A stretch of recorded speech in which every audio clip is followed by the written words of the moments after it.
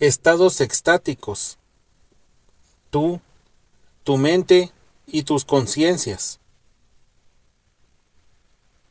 En la India hay más de 1.000 millones de personas, una enorme variedad de culturas e idiomas, tradiciones y costumbres. Sin embargo, ignorado por muchos, incluso por aquellos que viven aquí, el núcleo de la herencia de esta increíble tierra. Tienen un objetivo, un propósito específico: la intensidad de las enseñanzas, los caminos espirituales, la lengua sánscrita. Las escuelas filosóficas han sido cuidadosa y deliberadamente diseñadas para brindarle al pueblo los secretos para vivir en los estados de conciencia más elevados y estáticos conocidos por la raza humana. Una sociedad cuyos seres más supremos no concentran sus vidas en el mundo material de las hipotecas, los matrimonios ni los automóviles, sino que se concentran en el universo que existe en sus cuerpos, en las más profundas e inexploradas capas de la mente. Muchos de los que habitan esta amplia y extraordinaria tierra buscan estos estados de diversos modos. Toman votos, realizan rituales, se someten a prácticas que parecen extrañas e inusuales para aquellos que desconocen su propósito. El objetivo de estos pocos exploradores del inconsciente es unirse directamente con la fuerza vital y acceder a los reinos secretos de la dicha y la energía pura. Como una gota que fluye nuevamente al océano y finalmente se une a él, ellos también intentan unirse con la vida y convertirse en la inteligencia pura que activa al universo. Algunos lo logran, otros no. Una realidad impresionante, eterna e infinita se abre a la exploración para todos aquellos que realizan el viaje, y experiencias que superan lo normal a tal punto que carecen de definición y descripción. Lo que ellos describen es un campo implícito de conciencia activa, que contiene a todo el universo material, todas las galaxias, las estrellas, los planetas y lo que existe en ellos. También existe dentro de este intacto campo de la conciencia, así como existen innumerables formas de vida marina en un océano. Todas las variedades de forma de vida de este universo también existen dentro de la conciencia. Y la máxima experiencia para un ser humano vivo es unir su conciencia individual con esta conciencia absoluta, y así poder convertirse en el océano de vida más que en una gota individual que existe dentro de la vida. Esta experiencia es la que nos brinda acceso permanente a los estados extáticos. Un hombre que ha dedicado su vida a esta experiencia es Ram Dass, originalmente profesor de Harvard, llamado Dr. Richard Albert, especialmente después de asociarse con el Dr. Timothy Leary y Aldous Huxley, y haber realizado una serie de investigación sobre las sustancias alucinógenas. Su vida fue un viaje de descubrimiento hacia los estados alterados de conciencia. De joven, sus encuentros con seres iluminados de la India cambiaron radicalmente su vida. Estas personas iluminadas habían logrado a través de la meditación unir sus conciencias individuales con todo el campo de la conciencia. Vivían en niveles de experiencia distintos a los de las personas comunes. Tenían poderes y conocimientos de los reinos más elevados y vivían en estados que los llenaban de un éxtasis que superaba todo aquello que la vida normal pudiera ofrecer. Yo era un psicólogo, hice mi doctorado en la Universidad de Stanford, en la que fui profesor. Luego lo fui en la Universidad de Harvard durante varios años. Yo, que era un estudioso de la mente, me interesaba mucho saber cómo era que la química de la mente alteraba la forma en que uno piensa y ve al mundo. por lo que comencé a experimentar yo mismo con algunas de esas plantas antiguas que habían sido usadas por los curanderos y los chamanes en varias tradiciones religiosas a través del tiempo. Las probé para ver qué podía aprender acerca de mi propia mente. Usé químicos de origen vegetal y de hecho eran llamados teonacatl o la carne de los dioses. Es un hongo. Se dice que fueron usadas por miles de años y que estaban permitidas. Era algo que la sociedad podía usar libremente. Es algo difícil de saber, ya que no hay demasiados registros de ello. Solamente algunos escritos a los que llamamos los misterios eleusinos. Por ejemplo, los curanderos antiguos empleaban algunas de estas plantas para alterar la conciencia en grandes grupos de personas dentro de la estructura social, pero extrañamente se ha escrito muy poco sobre el tema, y quizás muchas personas las utilizaban, y esto ha influido sobre la sociedad. Yo creo que sí, y creo que las utilizaban en un marco religioso más que en un marco político-social. Después de que trabajé con estos químicos, comencé a darme cuenta que si bien eran técnicas muy eficaces y no me permitían integrar las experiencias que yo estaba teniendo con mi proceso normal de vida, y sentí que tenía mucho más por aprender. Aldous Huxley nos enseñó el libro tibetano de los muertos, que era un antiguo texto tibetano para ayudar a las personas a retener la conciencia en el proceso de la muerte. Y una vez que tuve todas esas experiencias internas, los modelos psicológicos occidentales que yo enseñaba en Harvard ya no explicaban qué eran mis propias experiencias internas. Tuve experiencias en las que la mente conceptual estaba siendo anulada, probablemente en la sinopsis de un modo que me permita ver al universo con inocencia y frescura. Es decir, cuando yo lo miro digo, hombre, porque tengo un concepto de hombre, y estoy tomando pequeñas sombras, luces, marcos, y los coloco en una persona. Esto lo hago con la mente y no tengo idea de lo que puede haber aquí. Todo lo que sé es que mi mente conceptual se proyecta hacia afuera y constantemente selecciona un infinito conjunto de estímulos que nos rodean, de modo que para anular esas cosas conceptuales y volver a ver con inocencia sin rótulos, ya que cuando vamos por la calle y vemos un árbol, una parte de nuestra mente dice árbol, y lo rotulamos para poder tener control, y al deshacernos de esos rótulos, o anularlos en cierto modo, vemos cuándo somos. Cualquier estructura que tengamos para observar el mundo queda empobrecida, una vez que vemos más allá de ello. Así que fui a Oriente, la India, Pakistán, y todos esos sitios, ya que ahí había muchos mapas.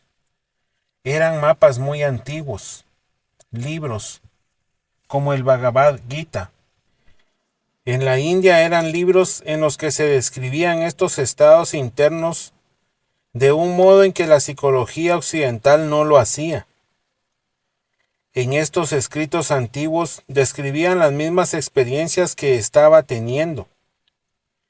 Después de haber tenido una sesión con los hongos, estuve con Aldous, leyendo el libro tibetano de los muertos, y recuerdo haber leído un pasaje que describía la experiencia que yo había tenido 2 noches atrás, a la cual en ese momento yo había catalogado como inefable o indescriptible, ya que mi mente conceptual de Occidente no había organizado al universo como para lograr explicar esas cosas.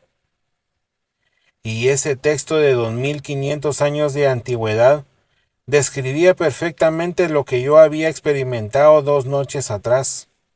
Esas experiencias no fueron únicamente utilizando los hongos, también se usaron otros químicos, a los que llamamos psicodélicos o químicos vegetales que alteran la mente. Había peyote que era usado por los indios americanos y también LSD-25, ayahuasca, yaje. En ese momento yo estaba interesado e intentábamos articular la forma en que el marco de la mente y el marco del ambiente sumados a la naturaleza del químico interactuaban entre sí para brindar diferentes clases de experiencias. Intentábamos trazar un mapa del terreno. Creo que es un proceso en el cual hay más sofisticación de la que había, pero afortunadamente hay una gran parte que continúa siendo un misterio. Es lo que impide que las personas sean capaces de experimentar de un modo natural. Lo que les impide hacerlo en la vida cotidiana es su modelo de quiénes son y de lo que es posible. Todos los experimentos de este tipo de cosas todo el tiempo es en estado natural de nuestra mente. Aprendimos una estrategia para ver el universo, ya que nuestras propias experiencias que hacen que los ingredientes de nuestra conciencia son exactamente lo que se trata de esta sabiduría mística. Son irrelevantes, pero las descartamos, las rechazamos, la consideramos un error y siempre está ahí y es accesible. Y así es para todos. Y eso es lo más extraño que sucede. Por ejemplo, cuando vamos al cine y la película es tan fascinante que cuando encienden las luces no sabemos a dónde estamos. Tras un momento decimos que estoy en el cine. Este podría ser un ejemplo. Estamos en un lugar y luego regresamos. O cuando decimos, no sé en qué estaba pensando con mi mente, se puso en blanco. No tenemos los recursos para jugar con estos lugares, ya que cuando nuestra conciencia está alterada, una de las reacciones más comunes es decir, conozco esto, me resulta muy familiar, estoy aquí todo el tiempo, pero simplemente no lo puede hacer una persona común. Una persona que nunca experimentó estas cosas siendo consciente de ello. Hay un ejemplo que es interesante. A fines de los años 60 y 70, yo dictaba conferencias a gente muy joven en Occidente. Eran personas que se interesaban por estos estados alterados de la conciencia. Una noche, yo estaba dando una conferencia y en la primera fila vi una mujer de unos 70 años. Tenía una cartera negra, zapatos estilo Oxford, un vestido estampado. Era una típica mujer de 70 años, muy conservadora ella. Yo no podía entender qué hacía entre los oyentes. Pensé que quizás era la abuela de alguien o algo así. Cada vez que yo contaba alguna historia novedosa, así denominaba yo en esa época las experiencias internas que estaba teniendo con los químicos, y ella asentía con la cabeza. Sí, sí. Y yo me preguntaba por qué. Creía que quizás tenía algún problema en el cuello, y luego contaba otra historia aún más extraordinaria, y volvía a hacerlo. Cuando terminé, no pude resistirme. Es decir, no parecía alguien que tomara LSD. Así que finalmente le sonreí y la invité a acercarse. Se acercó y me dijo, muchas gracias. Así es como yo conozco al mundo. Le pregunté cómo lo sabía y qué hacía para lograr acceder a estos estados. Se acercó y muy en secreto me contestó, tejo. Aquello me demostró que el método que yo creía tan importante, que alguien puede estar cocinando un guisado o haciendo cualquier cosa que nos lleve al borde de nuestra conciencia. Algunas mujeres durante la menstruación, hay momentos en que la química del cerebro se altera naturalmente. El ayuno produce esos estados. El ayuno lo produce. El correr. Mucha gente que corre se mueve en esos estados alterados de la conciencia. Lo veo de un modo curioso, que la química del cerebro sea donde vamos. No es que sea a donde vamos, sino que ésta nos permite llegar. Aquí la química del cerebro es como la capa o la envoltura en sí. A medida que cambiamos la química todo se vuelve poroso, y entonces podemos desplazarnos a los estados extáticos de conciencia, los cuales no creo que sean zoomorfos al cerebro. Viajé a la India, donde conocí un ser iluminado, muy famoso. En 1967 fui en busca de mapas. Mejor dicho, fui en busca de un lector de mapas. Alguien que pudiera ayudarme a comprender lo que yo no entendía. Y tuve un éxito increíble finalmente, justo cuando estaba por resignarme. Luego de 36 meses me dije, esto no funcionará. No conocí a nadie tan interesante. ¿Qué voy a seguir ahora? Viajaba por el mundo buscando a alguien deliberadamente. Me lo presentaron justo en un momento en que yo no quería conocerlo, en un pequeño templo de los montes al pie del Himalaya. Cuando fui a verlo, no me sentía a gusto. No quería estar allí. No creía en los gurúes de la India. Pensaba que todo aquello era un fervor pasajero, un amor, y yo solo quería irme a casa. Al principio me hizo una broma. Habían pasado solo unos minutos, y yo estaba en el auto con otra persona que quería ir a ver a su gurú. Así es que yo estaba ahí por casualidad, y ahí no hay teléfonos ni nada. Tras un rato, él me llamó, me hizo sentar y me dijo, anoche estuviste bajo las estrellas. Y yo pensé, sí, salí para ir al baño. Y luego me dijo, que estuviste pensando en tu madre. Cuando yo había estado bajo las estrellas, pensé en mi madre, que había muerto 6 meses atrás, y sentí su presencia muy cerca de mí. En ese momento, yo estaba a 150 kilómetros de este hombre, y cuando volví a entrar, me fui a dormir y nunca más volví a pensar en ello, ni se lo comenté a nadie. Él me dijo, estuviste pensando en tu madre, y luego cerró los ojos como los hacen los de la India. Me dijo, murió el año pasado, y a mí me pareció sorprendente. Y ya que soy un profesor de Harvard, mi mente comenzó a dar vueltas, y me dije, ¿cómo lo supo? Comencé a sentirme realmente paranoico. Luego me dijo, sí, tenía el vientre muy hinchado antes de morir, tenía el vaso dilatado, y lucía como si estuviera embarazada. Luego volvió a cerrar los ojos, y yo estaba ya muy tranquilo. Todo esto era en el idioma hindú, con un traductor, y luego se inclinó hacia adelante y me dijo en inglés, vaso. Ese era el órgano por el cual mi madre murió, se lo quitaron. Y cuando dije esto, mi mente no pudo procesarlo. No era posible que este hombre lo supiera. Mi mente se detuvo, simplemente se detuvo.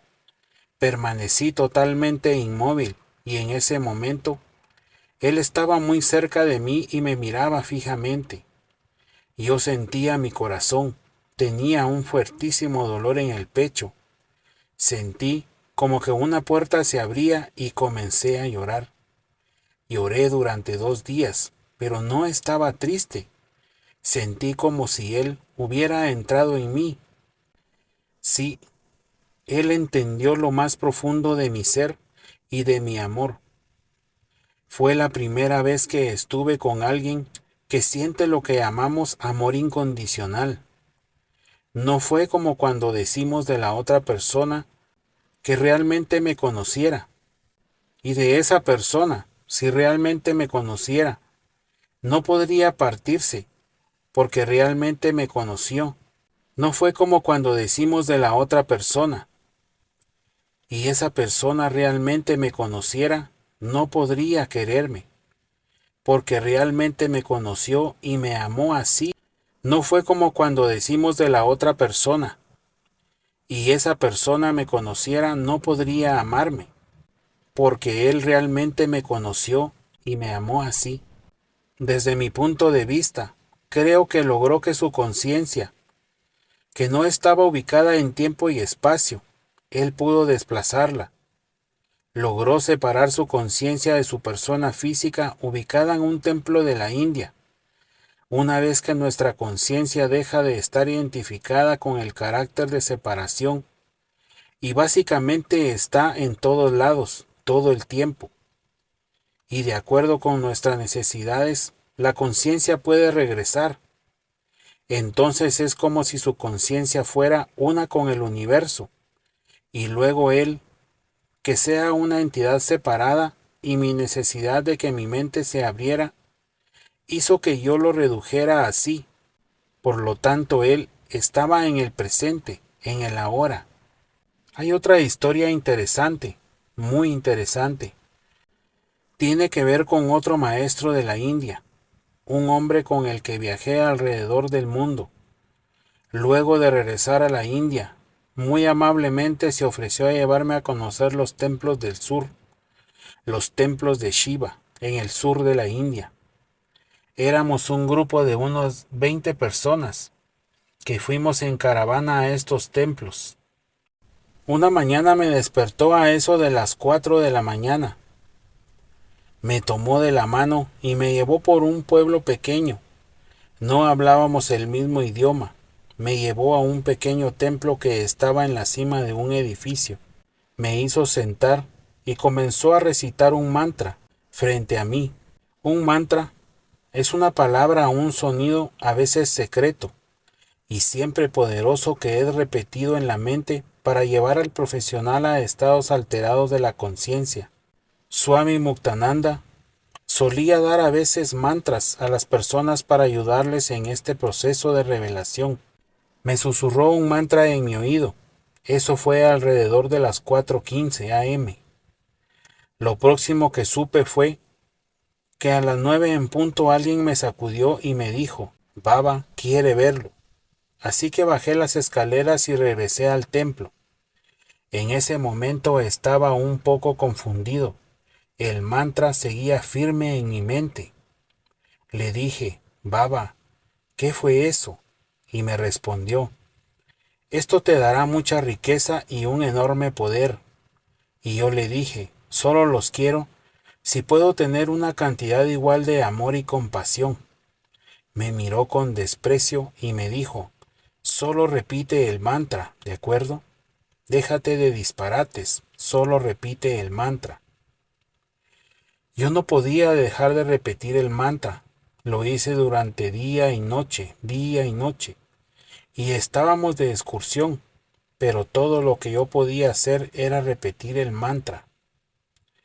Había una parte de mí que realmente deseaba esa riqueza y poder. Regresamos a Ganeshpuri, y él no quiso que yo meditara en la sala de meditación. Él quería que lo hiciera en una pequeña habitación alrededor de la cual estaba construida la sala a donde él hacía sus pujas. A las 2 de la mañana había un sadú con una gran llave. Abrió la puerta y entré. Hacía unos 50 o 55 grados y era muy oscuro. Me quité toda la ropa y me acosté. Estaba haciendo el mantra y de pronto mi cuerpo fue desprendido. Y sí, estaba en otro nivel de conciencia. En la habitación de al lado se encontraba, sentado en una mesa, Entré y me arrodillé. Lo miré en ese momento y comencé a volar. Voy a volar por encima de su cabeza. Podía ver desde arriba y comencé a mirar a mi alrededor y pensé, puedo volar. Y luego dije, ¿a dónde iré? Y ahora que podía volar, no se me ocurría ningún lugar a dónde ir. Siempre había querido volar. Y en ese momento mi cuerpo comenzó a inclinarse un poco. Recuerdo que pensé, debo enderezar mi cuerpo. Cuando lo estaba haciendo, volví a caer en la pequeña habitación en la que estaba meditando. Habían pasado unos 5 minutos.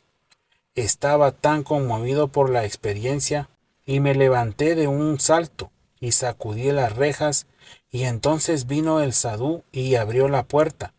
Corrí hacia el patio y ahí estaba Swami Muktananda caminando con uno de los devotos hindúes. Papá. Se acercó a mí y me dijo, ¿qué te pareció volar? Por lo tanto, él y yo nos encontrábamos ahora en dos niveles de conciencia, y la historia no termina aquí. Yo no podía dejar de repetir el mantra, ¿saben? Era todo lo que hacía. No quería ni dormir. Me fui de Ganeshpuri hacia el norte en un lugar en donde alquilan cuevas, te cuidan y uno puede entonces permanecer encerrado todo el tiempo que lo desee. Yo estaba en una cueva repitiendo el mantra. Nuevamente, hacía mucho calor. Me quité toda la ropa, me acosté y cuando estaba repitiendo el mantra, fui desprendido de mi cuerpo y regresé a la puerta de la habitación. Cuando miré hacia la habitación, ahí estaba mi gurú en vez de Swami Muktananda. Entré y lo miré. Me sentí sumamente feliz, muy feliz. Él tenía una manta y cubrió su rostro con la manta e hizo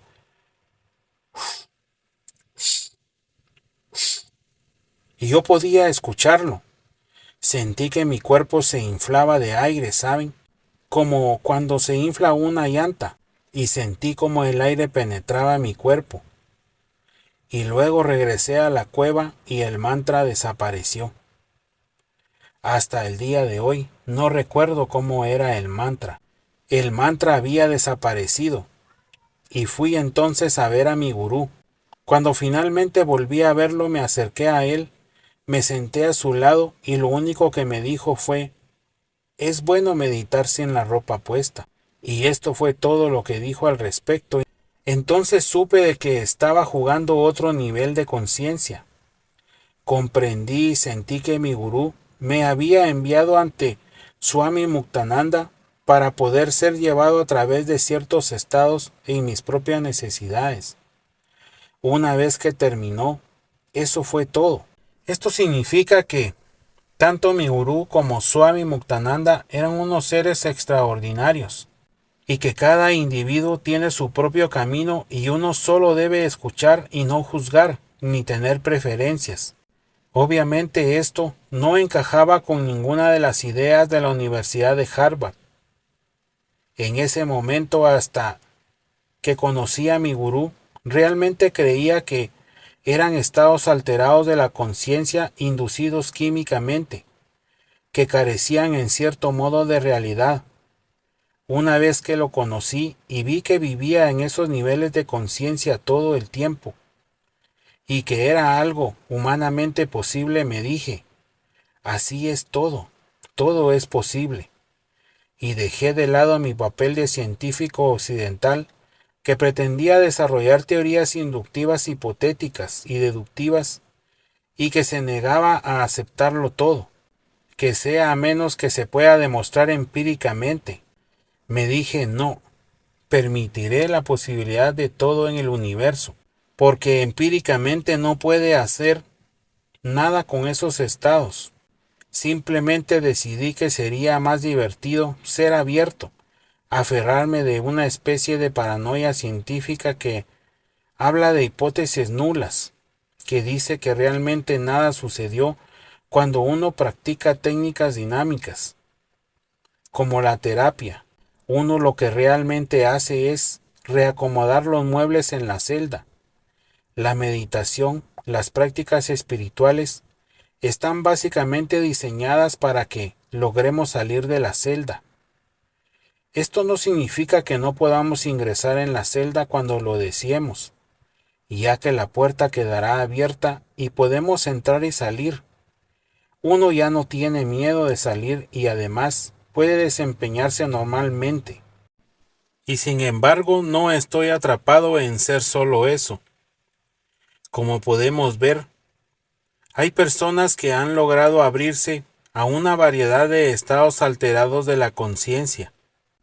Para lograrlo y obtener acceso a estos inusuales reinos de experiencia, la técnica principal es llamada meditación. Lo que realmente significa la palabra es concentración. ¿Pero concentración en qué?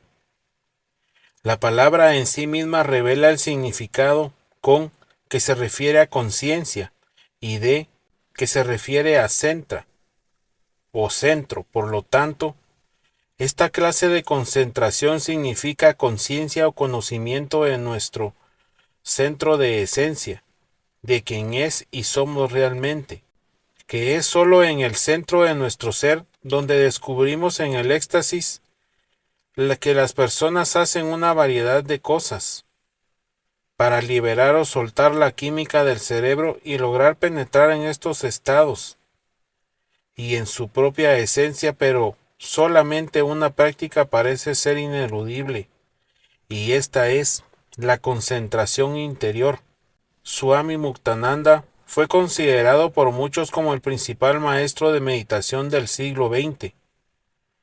En Occidente, inició a más de 500,000 de personas en la meditación. Era maestro de lo que se denomina Shakti, la energía del universo. Él podría literalmente transmitir esta energía a otras personas a voluntad. Cuando lo hacía, transformaba la vida de las personas, brindándoles experiencias de los más elevados y extensos estados de la conciencia. La forma en que me involucré con Swami Muktananda fue interesante. Vino a los Estados Unidos con Rudy y Rudrananda, a quien yo ya conocía, y se albergó en la casa de Rudy, en Big Indian, estado de Nueva York. Una mujer llamada Ita Charlton me llamó y me dijo: hay un maestro de la India en Estados Unidos. Quizás deberías de verlo en este momento. Yo estaba por regresar a ver a mi gurú. Había sido deportado y me impedían regresar por 2 años. Después ya podría. Yo tenía pensado viajar en septiembre. Estábamos en agosto para ver a mi maestro. Y viajé a Big Indian para ver al maestro Swami Muktananda. Llegué tarde por la noche y me dieron una habitación. A la mañana siguiente yo estaba por desayunar y alguien se acercó a mí y me dijo: el maestro quiere verlo. Así que volví a la habitación y ahí estaba sentado Swami Muktananda, con sus gafas puestas, su gorra naranja, su camisa naranja, lucía como un monje.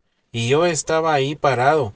Inmediatamente se puso de pie, se acercó a mí, tomó el vijuti e hizo las marcas sobre mi frente. Y le dije: está bien, maestro, pero yo soy un Vaishnavite y esas no son las marcas. Y me dijo: no, es en honor a tu gurú y mi gurú. Ambos son yogis y son realmente locos de mente y sin forma. Le dije: si es en honor a mi gurú, está bien. Nos sentamos y hubo una conexión, hubo una cantidad increíble de amor. Su descarga de amor era tan intensa. Tiempo después, viajamos por Australia. Él daba conferencias y solía tomarme de la mano. Mientras lo hacía al principio, yo solía hacer la presentación, cantaba, bailaba. Luego, al sentarme, nos tomábamos de las manos y él hablaba. Cuando era el turno del traductor me miraba y simplemente entrábamos en estados extáticos. Y luego él seguía hablando. Luego de conocerlo ese primer día, su gente vino y me dijo: el maestro estará en Estados Unidos. Sería maravilloso que usted lo acompañara, ya que es muy conocido, y así que lo llevara de gira por los Estados Unidos. Y le dije: bueno, ¿cuándo comienza la gira? Me contestaron en septiembre, y les dije: de ninguna manera. Debo regresar a ver a mi gurú en ese mismo mes. De todos modos, muchas gracias. A la mañana siguiente, a eso de las 4:30 de la mañana, estábamos practicando los 1000 nombres del Vishnu, la canción de Swami Muktananda, que era un excelente músico. Estaba tocando su dotara y yo el tambor. Habían como 200 personas. Y 3 o 4 de nosotros estábamos en el escenario formando un pequeño circuito alrededor de Swami Muktananda. Mientras cantábamos, de pronto apareció mi gurú en el medio del círculo. Fue su viva presencia desde mi conciencia. Me miró y me dijo: ayuda a este hombre. Y luego desapareció. Su mensaje fue tan claro que cuando terminó de decirlo me acerqué al maestro y le dije que sería un honor ayudarlo en lo que pueda durante su gira.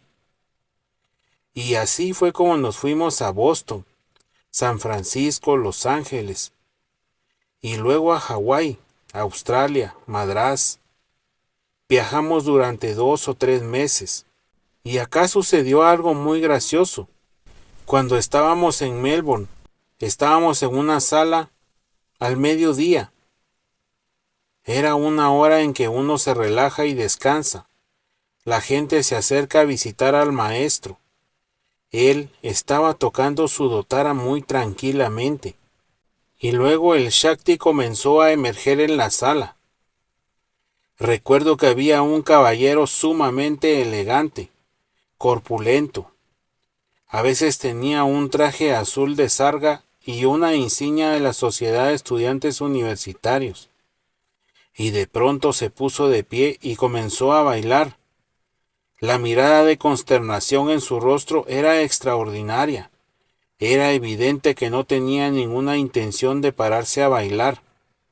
Y luego un típico profesor de una chaqueta a cuadros y una pipa en su bolsillo comenzó a hacer increíbles mudras y tenía una mirada de total perplejidad ante lo que estaba sucediendo.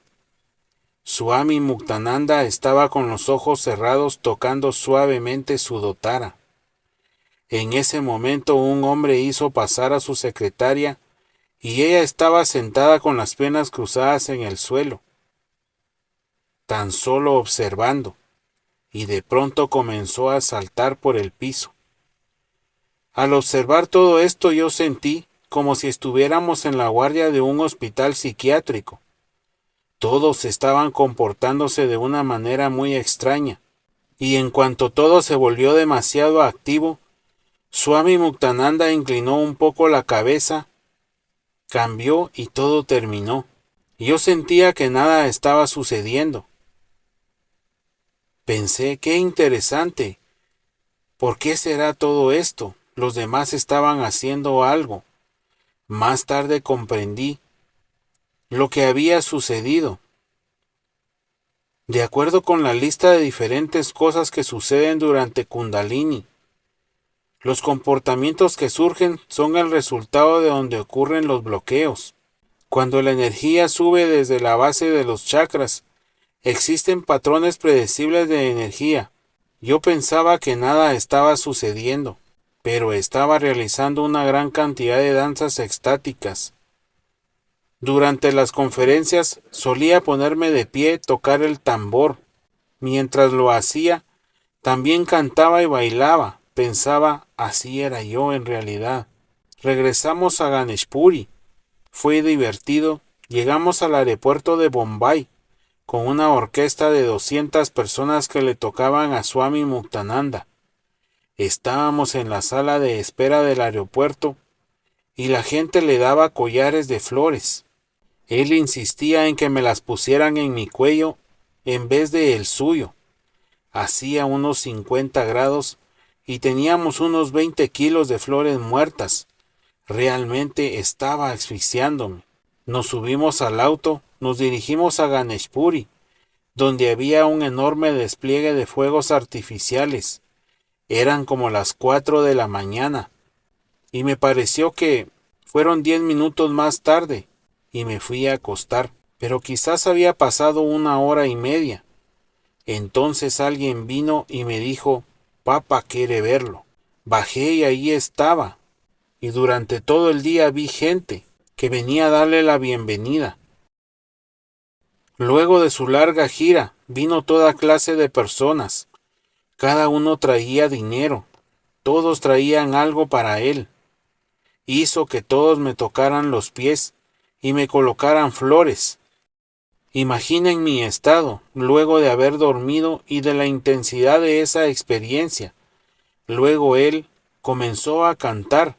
Yo me puse de pie para bailar, pero en ese momento bailé frente a los hombres y las mujeres, y él inmediatamente paró la música e hizo así. Lo interesante fue que estábamos en un ashram, no en un lugar de estáticos. Y es que lo interesante es que yo podía estar en un estado estático, en mi propio territorio, pero en su territorio él mantendría las reglas a su manera. Me resultó interesante. En el método hindú de la expansión de la conciencia, existe un factor que es ineludible. Se llama Kundalini. La palabra se refiere a una energía inactiva, situada en la base de la espina dorsal. En Occidente es conocida como gracia, y en términos científicos a veces se le denomina bioenergía. Como resultado de una práctica específica de meditación o revelación espontánea, esta energía surge por la zona espinal del cuerpo, causando enormes transformaciones a la persona que atraviesa por esta experiencia. El cerebro se despierta, dando lugar a una enorme corriente de creatividad. Los llamados poderes psíquicos se revelan y se vuelven disponibles para su uso, y un rejuvenecimiento espontáneo es activado. Esta actividad ha sido observada de cerca durante miles de años. En el sistema hindú, hay un sutil cuerpo energético que potencia al cuerpo físico. En determinados puntos de este cuerpo sutil se encuentran los denominados chakras. Chakra significa rueda, y hay 7 principales. Los chakras son como las estaciones de un transformador en un circuito de electricidad que se requiere para reducir los miles de voltios a un voltaje interior y que pueda ser utilizado en los hogares. La función de los chakras es reducir toda la fuerza de la electricidad, como se ve en los relámpagos. Hay un voltaje que puede ser utilizado por los seres humanos, y entonces es una fuerza increíblemente intensa que está en nosotros, está en el universo, pero también en nosotros. Según la forma que tienen los hindúes de vernos, reside en la base de la espina dorsal, y es una serpiente enroscada 3 veces y media, con su cabeza mirando hacia abajo. Cuando uno sabe cómo despertar la serpiente, la madre Kundalini, como se llama, pone en marcha lo que llamamos Shushumna. Inicia en un cordón que no es nuestra médula espinal, opera en el mismo lugar, pero es algo psíquico o astral. Si realizáramos una cirugía no podríamos verla. La energía se desplaza a través de estos chakras o centros energéticos en nuestro cuerpo, y cuando llega al centro, donde mucha energía no logra avanzar, es cuando es muy insistente y empuja fuera, y se manifiesta en varias clases de síntomas. El arte es hacer que la energía suba. Cuando estos puntos se abren, la energía queda disponible, pero no está bloqueada. Y entonces continúa subiendo y subiendo a lo largo de estos centros, hasta que sale por la parte superior de la cabeza. Ahí es donde uno se une con los miles de pétalos de loto, donde nos unimos con el universo. Dejando el estado de separación, uno puede acceder a ellos a través de distintos caminos. Algunos de los caminos de la mente, del corazón y de las energías son distintas rutas de acceso. Lo que sucede es que si logramos calmar lo suficiente la mente, nuestra conciencia se avivará aún más y, como dije antes, sentimos que nuestro corazón se abre. También experimentaremos una nueva clase de energía. Si trabajamos con la energía y hacemos subir por nuestro sistema a través del control de la respiración o de las distintas maneras de llevar nuestra conciencia hacia la base de la espina dorsal y hacemos que la energía suba, a medida que ésta asciende al cuarto chakra, al corazón o a la garganta, comenzaremos a experimentar que nos abrimos emocionalmente. Uno puede comenzar con cualquiera de estas cosas, y el resto surgirá.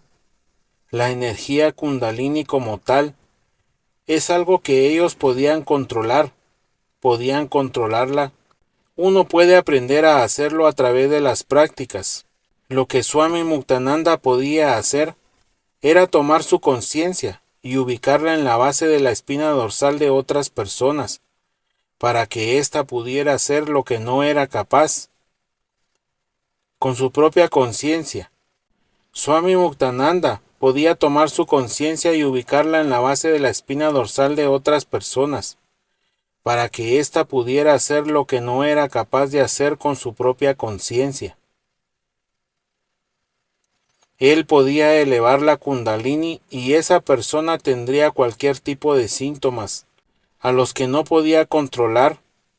No habría forma de hacerlo, y luego él podría quitarlo y así apagarlo, y encenderlo como un interruptor. Lo hacía deliberadamente. Cualquiera puede hacerlo, no con el mismo poder como él, pero cuando uno fija su atención en alguien y esa persona lo siente, cuando uno camina por la calle y mira a una persona en determinado momento, al mirarla fijamente, esa persona se dará vuelta. Hay una conexión. Él podía hacerlo con mucha gente a la vez. Podía enviar energía de modo que ésta resonaba en un lugar con todos. Es como una frecuencia increíble, verdaderamente increíble. Esta es una energía que está disponible para todos. Lo que nos bloquea es que la mayoría no saben que existe, y muchas personas buscan a alguien externo para que lo haga por ellas. Hay métodos para incursionar en estas prácticas, como por ejemplo la meditación. Hay que hacerse de controles del cuerpo muy delicados, debido a que uno se vuelve tan sensible que no puede manejar las energías que están descentradas. De otro modo, éstas nos descarrilan. Uno debe estar muy protegido para hacerlo.